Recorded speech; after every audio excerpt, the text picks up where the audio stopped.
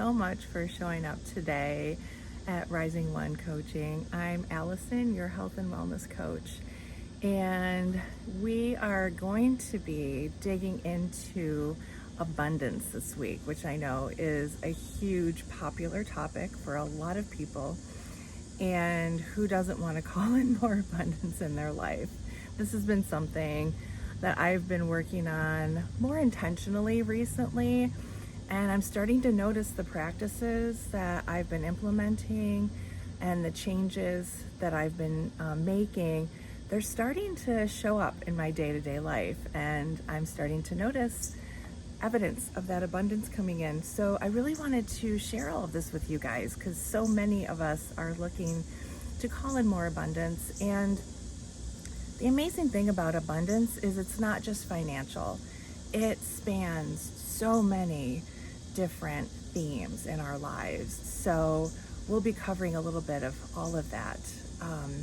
So today we're going to really focus on the thought patterns that we have and how we can use our thought patterns to magnetize abundance in our lives.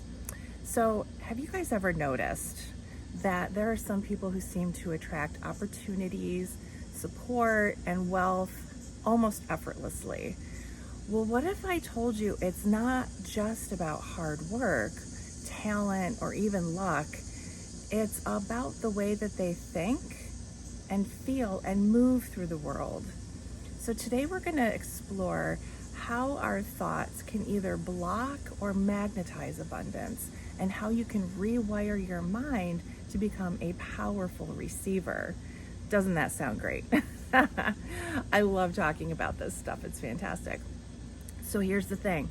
Abundance starts in the mind. And the beliefs that you hold, often unconsciously, create the energy that you emit. And that energy, it's like a broadcasting signal. It's constantly communicating to the world what you are available for. And when you think scarcity-based thoughts, then you're emitting an energy of lack. And your nervous system, it responds as if the resources are scarce, and it triggers stress hormones and creates tension in our bodies. And then over time, this makes it harder and harder to notice opportunities and to take inspired action and to be creative. But when you choose abundant thinking, you send a very different message. You open channels of receiving, and here's the difference. We're going to do a little comparison. Let's just say scarcity. So if you're in the mindset of scarcity, you might be thinking to yourself, I can't afford that. We've all been there. We've all said that to ourselves. Well, with an abundant mindset, you would shift and reframe it to saying, I'm choosing where my money flows right now. Do you feel the difference? One definitely feels more contractive, while the other feels more expansive. Here's another example. If you have a scarcity mindset, you might say, there's not enough to go around. Well, an abundant mindset would say, there's more than enough when I align with flow. Wow, doesn't that just feel better when you say it out loud? So one contracts and the other expands. Here's the key. Your thoughts don't just change your mood, they tell your nervous system whether to stay in survival mode or open up to creative flow. This is why it's not just about positive thinking, it's actually about regulating your entire nervous system into safety so that abundance has a home to land in. And it's exciting because I'm going to be doing a lot of cool stuff on regulating our nervous systems coming up. So keep an eye out for that stuff down the road. So I would like to do a guided practice with you guys today. So let's do this together. Grab a journal if you have one nearby, or you can pause the video right here and go grab one and a pencil. And what I would like you to do, write down 3 of your top scarcity thoughts that just show up for you. Don't judge them. We're just noticing what they are. So go ahead and write those down. And then one at a time, reframe them into a truth-rooted abundance statement. Let me give you some examples. So, I never have enough time would be reframed to, I have all the time that I need for what's truly important. I'm bad with money would be, I'm learning to care for my money and grow it wisely. Feel the difference.